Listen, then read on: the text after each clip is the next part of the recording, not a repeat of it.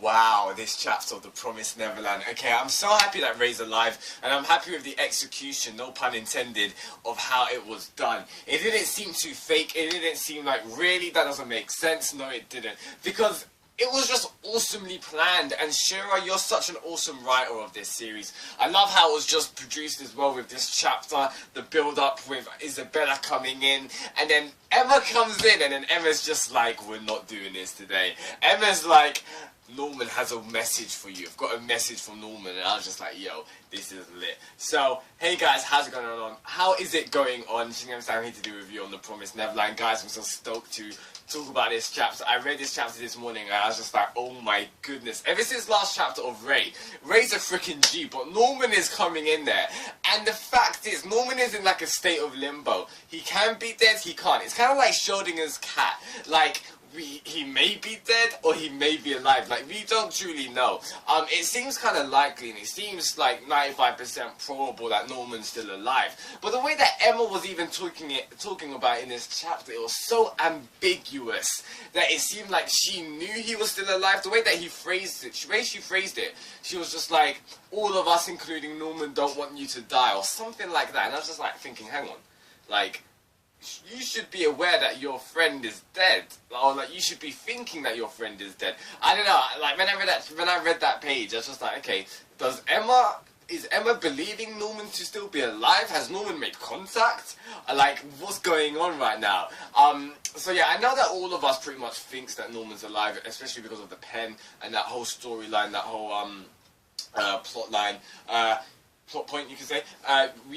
Because of the pen, we do all believe Norman to be alive, so I'm not really going to talk much about that. But this chapter, I really did love the execution of it, and I want to talk about Isabella for a second. From the start of the page, Isabella's got conflicting emotions, because Isabella's just like, has it already been 12 years? And then she's just like, hang on, no.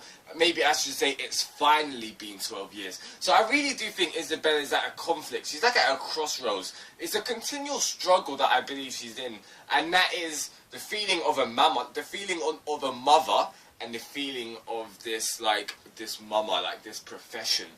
So, like, her heart truly does go out to the kids. Like, she does truly love the kids. I do believe that Isabella loves all of them. But she has conflict, but she also has to kill them as well. So she's got polar opposite emotions right now. And I doubt she's even aware of it to an extent. I think she totally thinks she's got this all under control.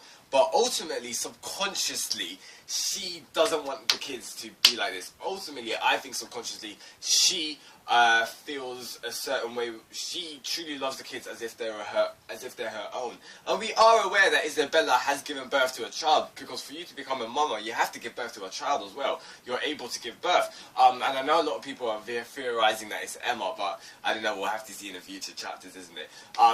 So yeah, I really am loving Isabella's, just like her emotion, because she's such a developed character. It's not like she's a villain who's just like, yeah, I want to kill you. Like, she loves them as well, and that's what's so conflicting of her character, whether we love her so much. Like, I don't know, she's such a beast. She's so awesome. I really do love her. And even in this chapter, it was sick because, yeah, she was getting fooled around by the kids, but then she was just realizing, there was that page when she was just like, hang on, what were they wearing on their feet? So she even realized that, and you see in the next panel, Emma and all of them, they've got their boots tied up and laced up. So obviously that led us to believe that all the kids, they had their boots on ready to go. So yeah, this was the plan pretty much. The plan that Norman gave to Emma was for, basically, Norman foresaw Ray to kill himself. Norman foresaw this whole thing of Ray, you know, committing suicide by blowing up the house and burning himself alive. So Norman probably told Emma,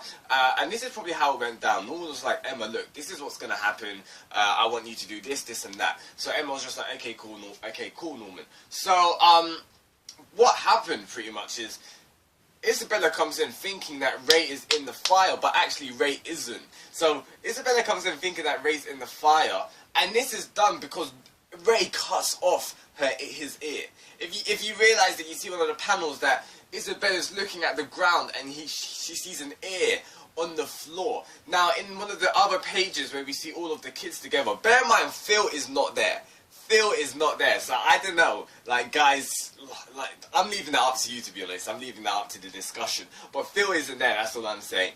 So, you see in that page, right at the back, Ray is like, he's holding his ear and you see like bandages around it. So obviously that must have been Ray's ear. He cut it off and because that's where the transmitter is. So Isabella's still thinking Ray's in the fire being destroyed. So think about this. This is kind of, I just literally thought about it right now. If Isabella still continued to go in there, because Isabella said, I must get the brain at least, because it's for this whole festival to theory or something like that. That's what Isabella said. If Isabella went in there looking for Ray's body, Isabella could have died.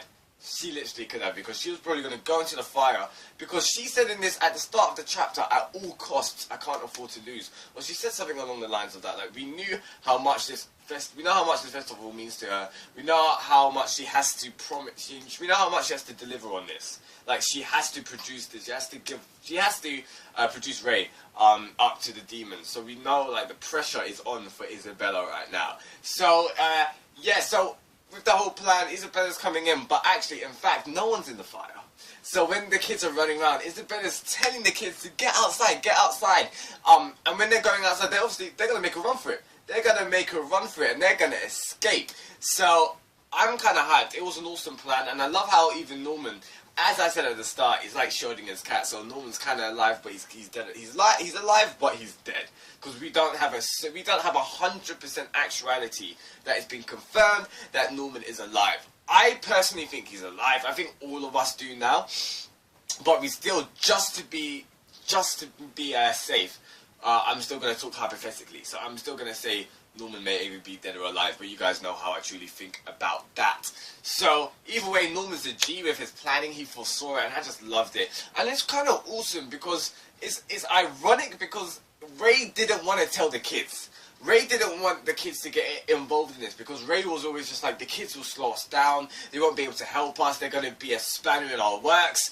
But Emma actually told the kids the plan. You see in this chapter, the kids is like to Emma, we've got this, everything's all sorted, we're ready to go. So Emma trusted in the kids where Ray didn't. So Ray was saved because of the kids, and I thought that was a nice touch, to be honest.